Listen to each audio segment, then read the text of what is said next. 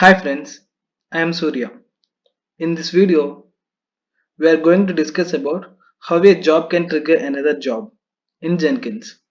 And you can see on the screen, this is the Jenkins server and I have two jobs, job A and job B. Let us see how can a job A can trigger job B.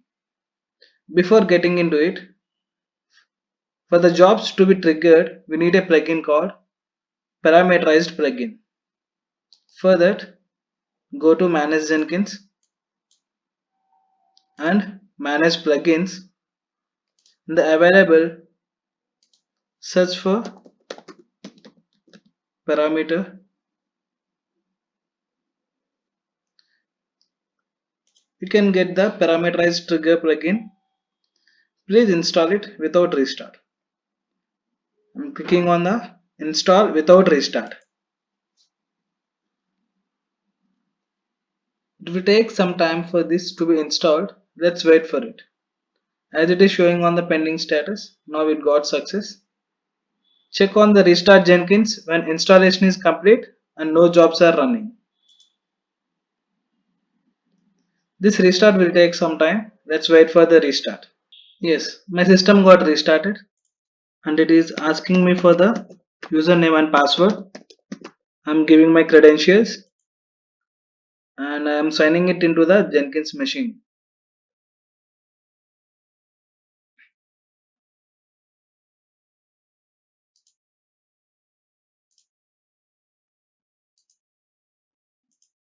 And if you go into the job and click on configure to see what are the things configured in the job A,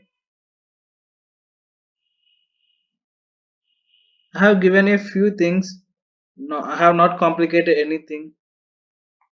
Here I have given one git URL,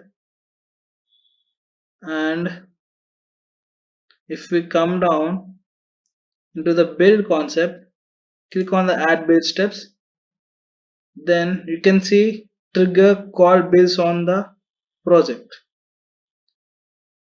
This option is available as we installed a plugin parameterized trigger.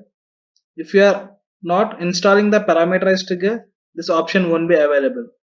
This option will be available only after the plugin got installed. Now click on this. You can see here it is asking for build triggers project to build. In my scenario, I want to trigger job B from job A. That means if a job A is building, it also need to trigger the job B to build. So I am giving the job. You can see the pop-up is coming. I am checking job B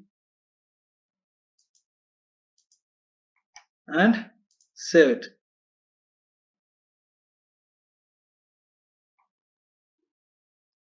Now in the job A, you can also see the downstream projects. The job B is assigned as a downstream project to the job A. That means after the job A got triggered, the job B will be triggered. Let's see whether the two jobs are getting triggered or not.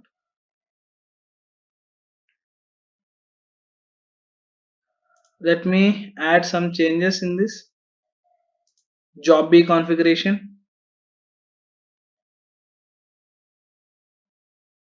I'm going into the build. I'm going into invoke my one level and I am giving package. That means this will package the code.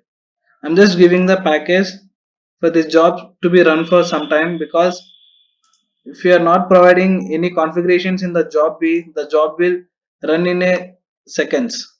We can't see the things what's happening on the backend. Now